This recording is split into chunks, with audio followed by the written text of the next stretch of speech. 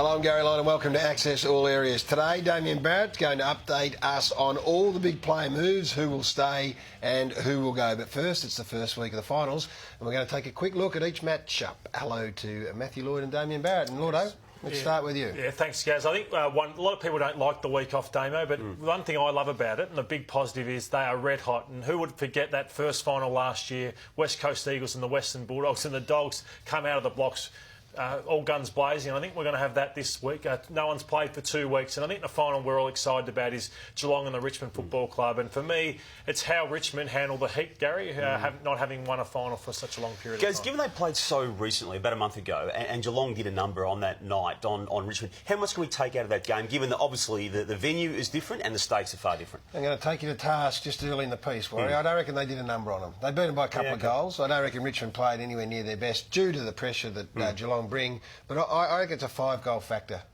Simmons Stadium. So they come back to the MCG. The weather's going to be a factor. I think it's going to be wet. It's wet all week. We expect it to be the worst day on Friday. So from a selection point of view, the temptation for Richmond to add another tool, I think, will go. So maybe Caddy, that's the only one they're going to have to look at. And then it's how well Geelong can bring, as Matthew says, this this finals experience to the fore, and maybe just ask a question of the inexperienced Tigers. Harry Taylor's role on Rance was crucial to that game. It was almost considered at that point a blueprint to how to deal with Rance. Do you expect Chris Scott to go down that path again, Lotto, to try and isolate those two players? I think Buzzer leaves the side. I think Joel Selwood comes in, drop Buzzer out because they'd be too tall. If Hawkins, who didn't play in the last match against Richmond, plays, obviously Harry Taylor and also Buzzer. So I think Buzzer comes out, Selwood in, Taylor stays forward. And I think Rance, being the champion he will want to go after Harry Taylor and beat him, because he'd be embarrassed with what happened last time. Well, and that's critical. I think we talk often about the midfield, obviously, for Richmond, and then also their forward line, how well it's been. I think the defence has been undersold. And I think it's an ability now to stretch that defence, try and isolate them a bit, which Taylor was able to do with Rance, and then make sure that they can put pressure on Geelong in their forward half, because once Grimes and the rebounding half-back line, and Rance is a huge part of that, so that's why I think Buzzer, I agree with Order, will go. Just before we move off this game, Dustin Martin, what does Chris Scott do there? Obviously, Scott Selwood is the go-to man normally for these moments. I'd go hard at him. I think I saw Robinson up at the Brisbane Lions. He kept him to about 14 disposals. So I think it can be done. So I'd go after him with Scott Selwood. And if you can nullify him to 20 disposals and poor disposals at that, they're halfway home. They've got to do something. I think that's the bottom line. You can't leave him to his devices, and it's a team thing.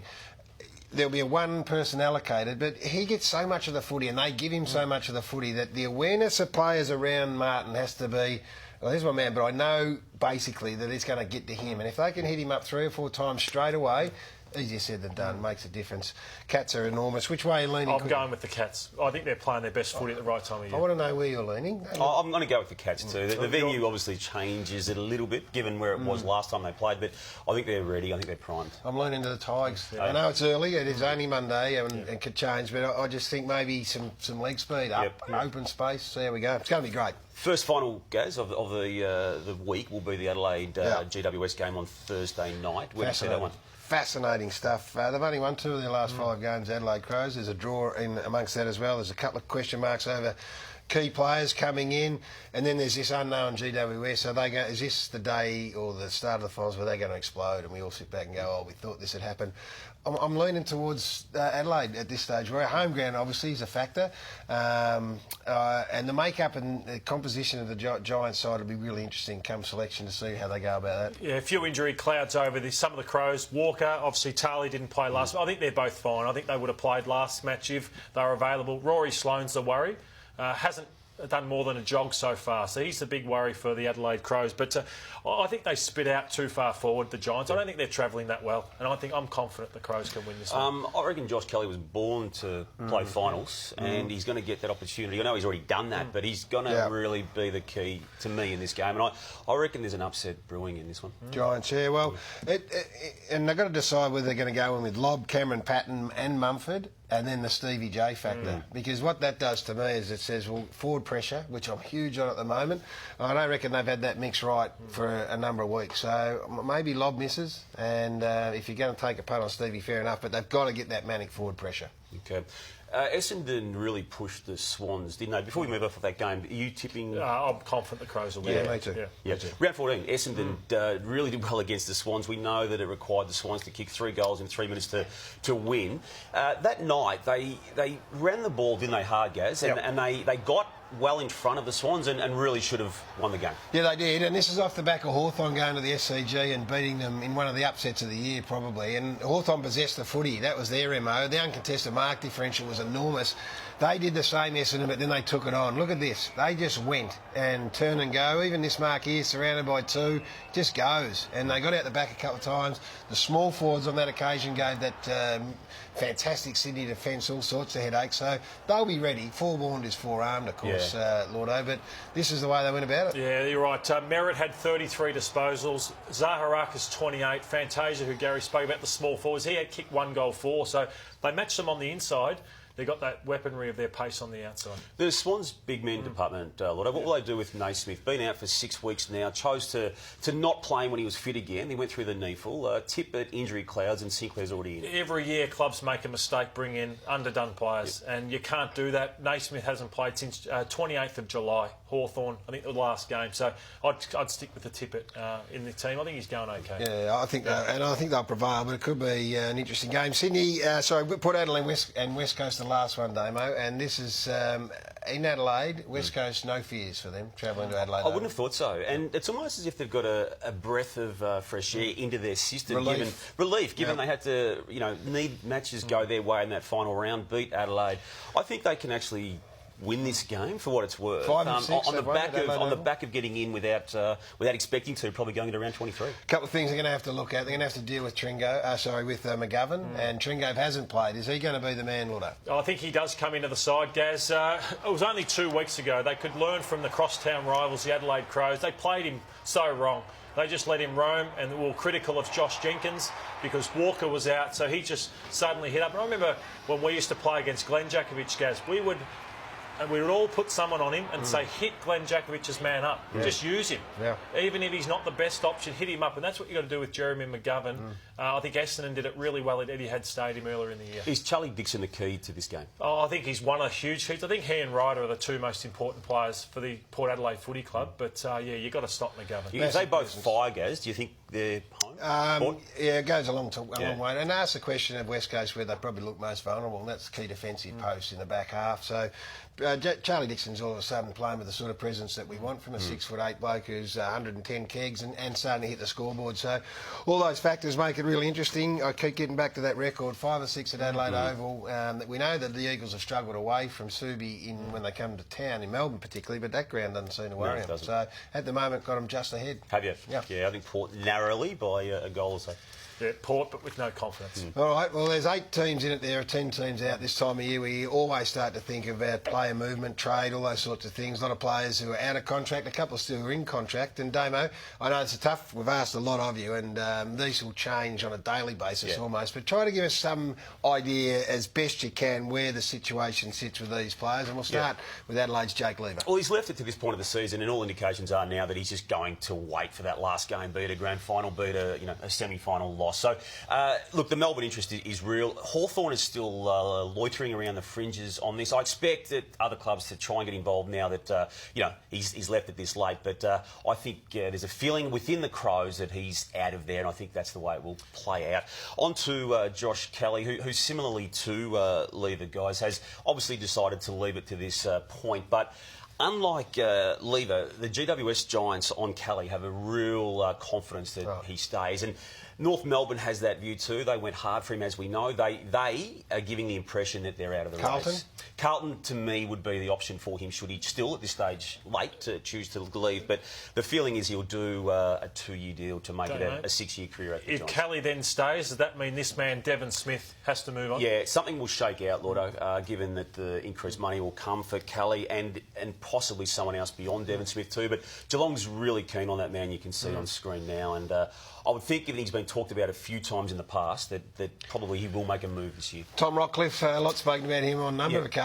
Out this time last year, we're talking about him. Is he more? I mean, they're in a better spot. They're in a better spot, but nothing has been locked away yet. He on his private life or his family life case has got situations that may make it conducive to stay, but I feel there's enough work done in the off-season last year for him to explore the market. He knows who was interested. The money wasn't quite right for him last year. I think it might be right time for him and the club. Will there be interest? Yeah, there will be. I think he's had a really good year compared with what he had in 2016. And as such, look, the talk will still happen around him, and it is happening around him. Charlie Cameron still has a year to go next year, Damo. Really intriguing. Will they give into it? Yeah, again, there's non-football reasons that he may want to leave, and the South East Queensland corner is appealing to him for that. So, look, they'll play hardball, Auto, we know, and I would expect the Crows, regardless of what he says to them, to make him honour that contract. So, despite the interest, it's real and it's genuine from both parties, but I think he will stay. 210-centimetre ruckman are pretty rare commodities. American even more so. Yeah. He gets better every time he plays, though. Well, you say that, but is he still going to be a problem for Nathan Buckley now that he's got 2 years to go and he hasn't got any more wiggle room, Nathan Buckley? Look, there's interest in him. I wouldn't be surprised if he leaves, Gaz. And Played really good right VFL footy on the weekend. He looked almost a class above VFL final footy. I think the key there was VFL footy. The final footy? Yeah, but would you want to go into your final 2 years of your contract if you're Nathan Buckley with him being crucial to what you're about? I'm a little bit more bullish on him than you. Well, you may be. This is opinion. No, of course it is. I think that he will be looking elsewhere too. Yep. Dame, I'll put these two in the same basket, Menzel and Motlop, because do they have to make ways for Smith and Ablett to join the club? Yeah, pretty much, Auto. You've summarised that pretty effectively. They're going to have to get some space on the list out and also some space on the financial component. They're effectively a package arrangement by way of leverage and negotiation. I'm not saying they go to the Gold Coast, but they'll be used, at least in discussions, around that. All right, let's whip through a few of these quickly. Bryce Gibbs? Bryce Gibbs will happen again this year with him trying to get back to Adelaide. It won't play out as publicly, I don't believe. Do you think he wants to go back to Adelaide? Yeah, I believe he will consider going back to Adelaide, and I think the Crows will handle it better this time. They went public, and that got the Blues really offside early. Interesting one, Tyrone Vickery went to Hawthorn, as we know, last year. Still got 1 more year to go officially, possibly 2019 as well, but they will be keen to move him out of the club. They're trying to. They won't be saying this publicly, but he's very gettable. Not hearing too many. Not hearing too many. Redpath has just been signed up by the Dogs. What does that mean for Travis Cloke? A bit similar to Vickery. Got contracted, but the Bulldogs, if they could somehow create an arrangement where he's not there, again, they won't be saying this, but that would be what they are heading to do in this trade period. Trengove, Port? Yeah, look, interesting one, isn't he? Going to be key potential in this weekend. Don't have a clear read on him. I think he will stay. And big Toddy Goldstein. Yeah, look, he will be talked about regularly, and I would really think North would look at moving him out for the big money, $850,000. And with his situation, which we've said to a few times, it will need to be a Melbourne team, a Victorian team. Tom Lynch, over this off-season, you'd think you'd want to sign him up for another 5 years if you're the Suns. Where's he at? You'd want to sign him up for that duration. I think he's really battered, Lordo, as to what's happened at his time at the Suns. And look, he's contracted for 18, as you know, free agent then. The offers are already there. And they will come, but they're going to hold him to that deal for 2018. Is he next year's Dustin? Yeah, he will be. Every single bit of it. Yeah. Every single bit of it. All right, time for the lift hard hitting moments. And during the finals, we're going to go back through the archives, boys. So some of the biggest in recent memories. And this one, we all looked at this just before we came on air and we all went, oh my Lord. That is Jordan Lewis, Jared Harbrow, eyes on the footy, both boys. But bang, that's a lift hard hitting moment. You want to come up with something special to compete with that? I've got 2012 in the gun here, Gaz. A very old Darren Glass on a very young Josh Green. He jumped up. He was going to go and have a shot for goal. That's up there with yours. Right up there with you don't even get a free kick, Warren. Nah, look at this. Courage. Oh, David doesn't like contact, Gary, so that's why we... It's a hard hit, but I'm not sure it's a... This one rattled Alan Richardson. I'm not sure he was ever the player again after that. Michael Voss, we know how hard he plays the game. The bloke's on the boundary. Oh, it rattled Dipper and Wally Lewis. What's Wally Lewis doing there? Absolutely brutal. All right, very nice. I'll give you that one, Lordo. You can take it. There you go. Thanks, boys. Very interesting first week coming up. Remember to keep an eye out for our wash-ups. This week we have put St Kilda, the Western Bulldogs and Melbourne under the spotlight. Thanks for joining us again on Access All Areas. Goodbye.